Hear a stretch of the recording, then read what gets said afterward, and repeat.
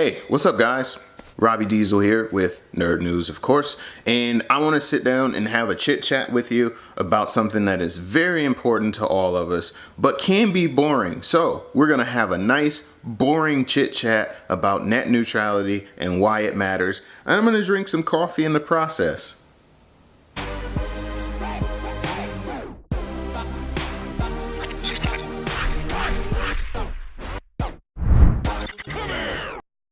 All right, so first things first, a lot of you might be thinking to yourself, what is net neutrality? I keep hearing about it. All my hipster friends are sharing these petitions. I don't want to sign it because I'm not sure what I'm signing up for. It could be good, it could be bad. What is it? At its base level, the simplest way to put it is net neutrality is basically a set of principles that guarantees fair and open access to the internet regardless of user or device or platform or content. Now, why net neutrality is important? It's important because right now you don't have to pay anything extra to access the websites that you love. Right? You pay for a specific speed or you pay for a specific amount of data per month on your wireless plan, but that's it. Net neutrality has recently come under attack by the FCC, and most notably the new leader of the FCC, Ajit Pai, who basically wants to roll back Obama era protections that basically guarantee that we all have fair, open access to the internet. Right? Now, if this happens, we could see a ton of changes in the way that we interact, the way we visit, the way we pay, the way we consume specific products and services online. One of the biggest hot topics that's going around right now is the pending merger between AT&T and Time Warner. On one side, people may think that this merger could be a fantastic thing. It could be absolutely great, right? It's the best thing smoking, especially if you're an AT&T customer. That means that you get to watch things like HBO, you get to watch things like CNN and all that fun stuff without using any data on your plan if you don't have an unlimited data plan, right? That could technically become a problem for people who aren't AT&T subscribers, in the sense of, let's say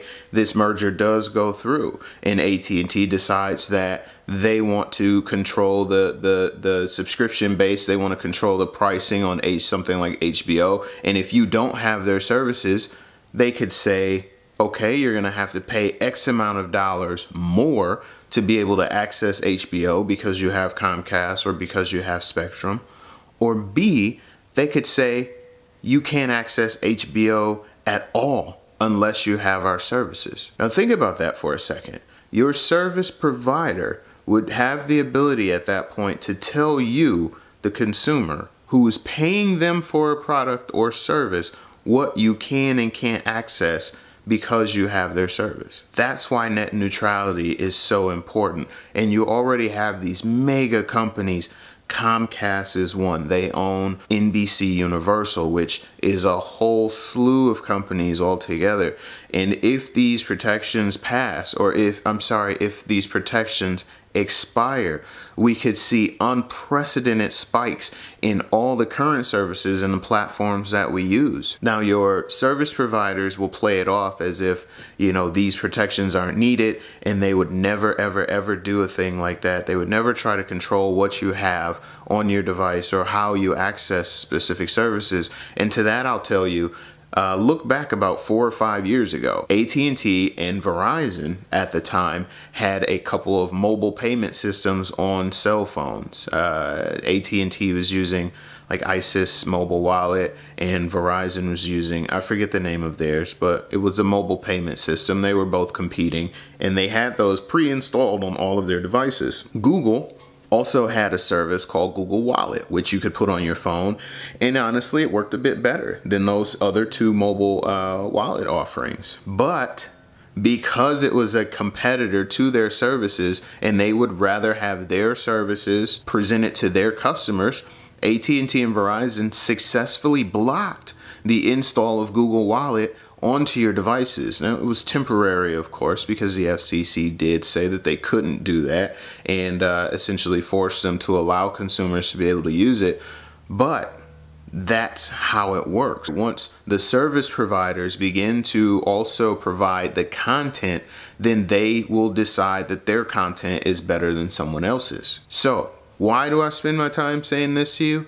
Because the current protections that are in place are set to be voted on or voted down on December 14th. That's a couple of weeks away, guys. So we could be looking at some tremendous changes across the board if this goes through. And what you can do to help prevent this, there's some links in the description down below that will allow you to reach out to your senators or to the FCC directly to tell them we don't need to change the internet. We want fair and equal access to the web no matter what. So I've dropped a couple of links if you want to read more about this issue in the description down below. Let me know what you think in the comments down below. Are you for an open and fair internet? Do you not care about it? Does it not affect you? Let me know. Sound off in the comments below. And if you like this video, make sure that you go ahead and hit that like button. Make sure you share this to your friends who may or may not know exactly what net neutrality is. And let's push this forward, guys. Let's make sure that we continue to enjoy the services that we all love and that we don't have to pay anything more. Thanks for watching so much, guys. Enjoy your day.